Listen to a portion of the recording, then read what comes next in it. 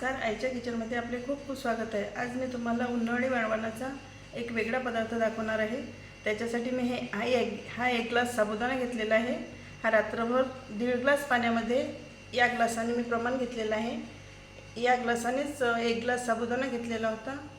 तर त्या 1 ग्लास साबुदाण्याला स्वच्छ धुवून घेतलेला आहे आणि त्या स्वच्छ धुतलेल्या याच्यामध्ये 1.5 ग्लास पाणी घालून हा रात्रभर भिजत ठेवलेला आहे. आपण बघू शकता खूप व्यवस्थित असा मुरलेला आहे. आणि 2 बटाटे मोठे घेतलेले आहे. त्याचा मी जाडसर किस करून घेतलेला आहे. हिरवी मिरचीचा ठेचा घेतलेला आहे 3-4. हे मिरची थोडी आपल्याला तिखट कमी घ्यायची आहे म्हणजे ठसका लागायला नको. आणि तुम्ही जर लाल तिखट वापरत असाल तर लाल तिखट घेतलं तरी चालेल. हा चिंचेचा कोळसुद्धा मी रात्रभर पाण्यामध्ये भिजत घातलेला आहे. चिंचेचा कोळ घालून आंबट कोळ असे पळीपापड करणार आहोत आपण. आणि तुम्ही या चिंचेच्या ऐवजी टोमॅटोचा रससुद्धा घालू शकता उपवासाला जर तुम्ही खात असाल तर. चला तर बघूया मग कसं करायचं ते. मी गॅसवर पातेलं ठेवलेलं आहे. त्याच्यामध्ये मी 2 ग्लास पाणी घालून घेतलेलं आहे. पाणी व्यवस्थित गरम झालेलं आहे आणि त्याच्यामध्ये हा पाण्यासहित साबुदाणा घालून घेणार आहे.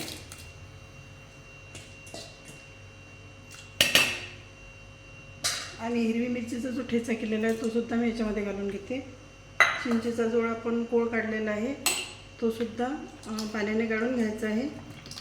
तुम्हाला आंबट किती हवं आहे त्यानुसार तुम्ही आंबट घालू शकता.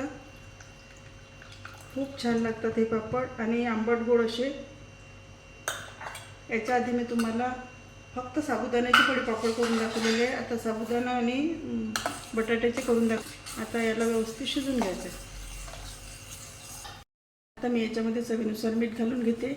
आणि तुम्ही जर उपवासाला जिरा आणि मिरे जर खात असाल तर ते सुद्धा तुम्ही थोडे बारीक करून टाकले तरी चालतील.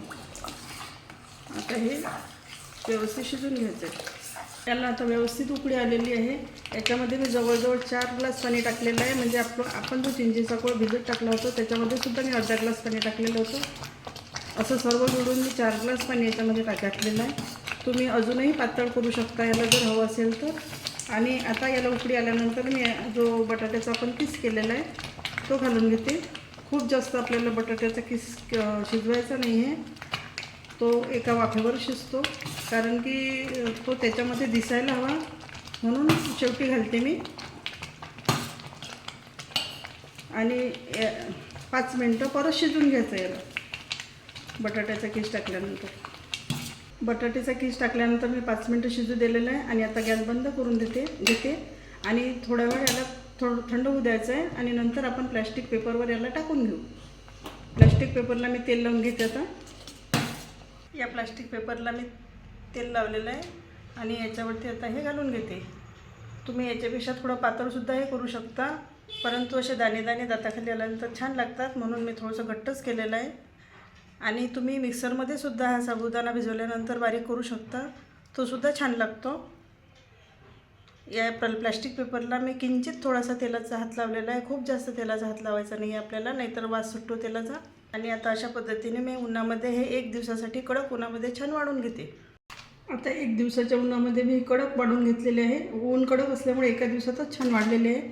आता मी गॅसवर तेल गरम ठेवलेलं आहे करायला. आपण उपवासासाठी वापरत असल्यामुळे मी शेंगदाणा तेल घेतलेलं आहे आणि त्याच्यामध्ये मी थोडे शेंगदाणे तळून घेते. शेंगदाणे कशासाठी तळायचे आहे हे मी तुम्हाला नंतर सांगणार आहे. हे शेंगदाणे काढून घेतल्यानंतर मी आता याच्यामध्ये तळून घेते.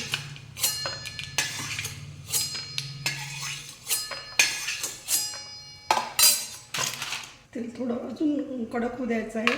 आपण शेंगदाणे याच तेलामध्ये पळीपापड मी तळून घेते.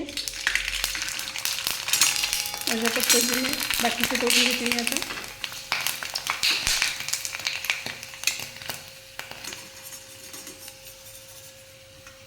हे पापड तुम्हाला चिंचेमुळे लाल दिसत असतील. मी एका पेपरवर आता हे टाकून घेतलेले आहे म्हणजे जास्तीचं तेल आपलं निघून जाईल. आणि तुम्ही हे पापड असे सुद्धा खाऊ शकता किंवा मी ज्या पद्धतीने याचा बारीक चुरा करते आहे चिवड्यासारखा तशा पद्धतीने तुम्ही खाऊ शकता. याच्यावरती टाकण्यासाठी मी 1 चमचा साखर, थोडंसं लाल तिखट आणि चवीनुसार मीठ घेतलेलं आहे. मीठ आणि तिखट आपण टाकलेलं आहे आधीच म्हणून थोडं कमीच घाला.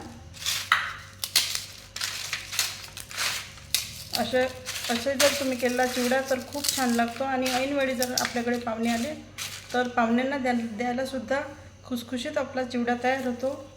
आणि हे जे पापड आहे याच्यावरती सुद्धा तुम्ही अशा पद्धतीने हे भरभरू शकता. अशा पद्धतीने माझे बटाटा आणि साबुदाण्याचे पळी पापड तयार झालेले आहे. आणि आपल्याला जर व्हिडिओ आवडला तर लाईक, शेअर आणि सबस्क्राईब करायला विसरू नका. धन्यवाद.